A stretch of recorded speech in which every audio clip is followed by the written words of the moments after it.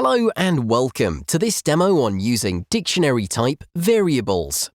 In this demo, we'll learn about dictionaries that are a collection of key-value pairs, in which the keys are unique.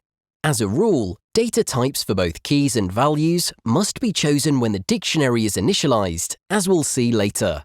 In this video, we'll learn how to create a dictionary with the usernames as keys and their birth dates as values. We'll use both of them with string as the type. Next, we'll convert the birthdays to the date-time type. This will help us in performing date-time operations and determining on which day of the week their birthday falls in the current year and if their birthdays have already passed or not. Alright, the first step is to add a sequence which we'll rename Dictionary Demo.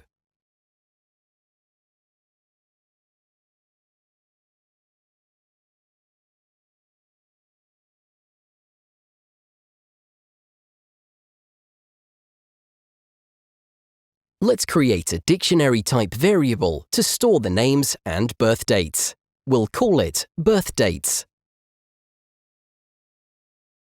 We need to browse for the dictionary type. Let's select system.collections.generic.dictionary. Next, we need to select the data types for the keys and values. The first dropdown represents the keys and the second represents the values. In our case, we'll select string for both. Now that our dictionary is declared, we need to instantiate the object using the new keyword as we've done when working with lists. So we'll type in new dictionary of string, string, since both the key and value will be of type string. The next step after declaring and instantiating our variable is to assign values to it. To do this, we'll use the assign activity. We'll rename our first assign activity to assign Jamie Hank's birthday. Add inside the to field the name of our variable, followed by the key, which we must place between brackets. In this case, the key is the person's name. Inside the value field, we'll add our value, which in our case is the birth date, as a string. Please note that we're using an American date format, where the month is displayed in front of the day. Let's add one more assign activity by duplicating the current one. We'll rename this activity to assign Willie Garner birthday, then repeat the steps that we've just performed with the previous key and value pair. Next, we'll update the key by inserting the name, then update the birthday as the value.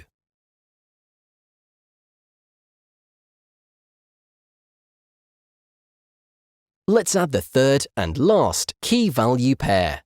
So, we'll use one more assign activity, rename it to assign Patricia Shaw birthday, and update it with a new key and value.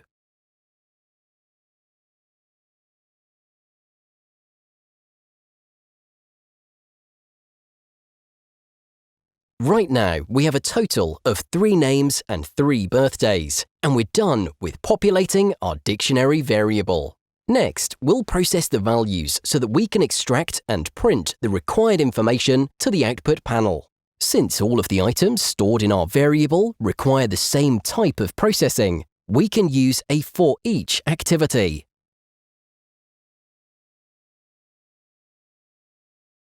Let's name this one Process Each Birthday and Output Result.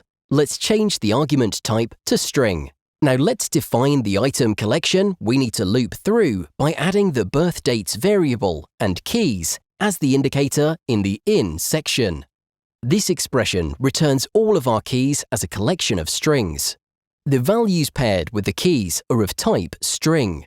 To perform the operations that we set out to do, we'll need to convert them to a more suitable type, namely the date-time type.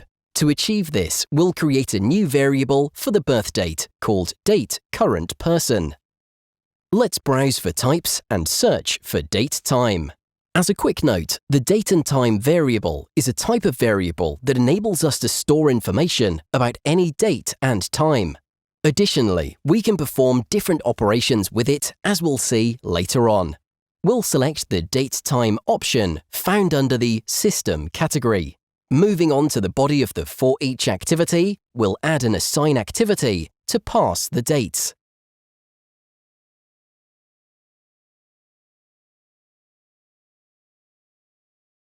Let's rename it to convert date. We'll add the type argument to string. We'll add the variable that we've just created in the to field. Next, we'll use the datetime.parse method to perform the conversion. This method helps us by changing the time format to the one that we need. To access the value that corresponds to the key, we'll type in birthdate of key. Remember that inside our for each activity, the key is referenced by item. For example, the first iteration, item, will return Jamie Hanks. Note that the expression birthdates of key returns the value for that key. We'll move on to determine the anniversary day of the week for the current year. Let's create a new variable, call it current year anniversary, and select the date time type option. Now, we'll add an assign activity. Name it assign current year anniversary. And enter the current year anniversary variable inside the to field. In the expression editor for the value field, we'll create a new datetime object whose value consists of the current year, the person's birthday month, and day. We'll store the anniversary day in a string variable, so let's create one. We'll name it weekday anniversary.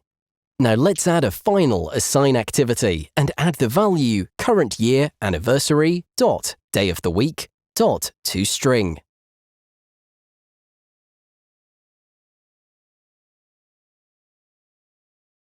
This expression retrieves the day of the week. Everything looks good. We assigned our names to their birthdays and added a for each activity containing a set of other assign activities used to manipulate the data. The final piece of information that we want to include in the output panel text is whether the birthday of each person has passed or not. To do this, an if activity is exactly what we need. We'll name this one check anniversary against current date. In the condition field, we'll check if the value of the current year anniversary variable for each person is less than datetime.today. Next, we'll use two log message activities, one inside the then block, which we can name results before today, and the other one inside the else block that we can call results after today.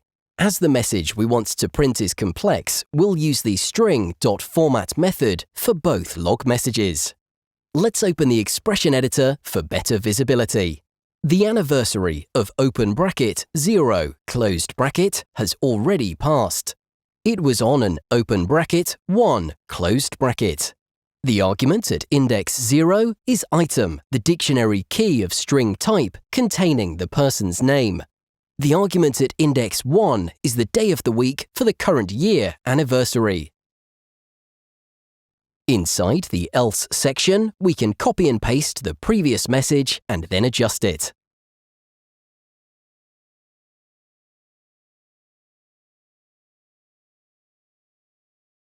The resulting message is, the birthday of bracket 0 bracket is in the future. It'll be on a bracket 1 bracket, followed by our two arguments.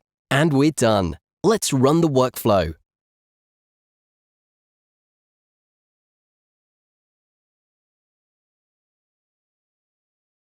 If we check the output panel, we can see the three names and their corresponding messages. Great! This is the end of our Dictionaries video demo. Let's quickly recap what we've learned in this video. To declare a dictionary, we need to create a variable with system.collections.generic.dictionary as type. Then we select its key and value data types. We instantiated the object by assigning the value new dictionary of string, string after the dictionary was declared. To assign keys and values to the dictionary variable, we can use the assign activity. By using the for each activity, we can process items in our dictionary variable. The type argument must be set to the type of the key. To retrieve a value from the dictionary variable, we can use the expression Dictionary variable, name, open brackets, key name, closed brackets. What is a different scenario where you might need to calculate the values of keys in order to determine when they're relative to today's date? Thanks for watching and happy automation!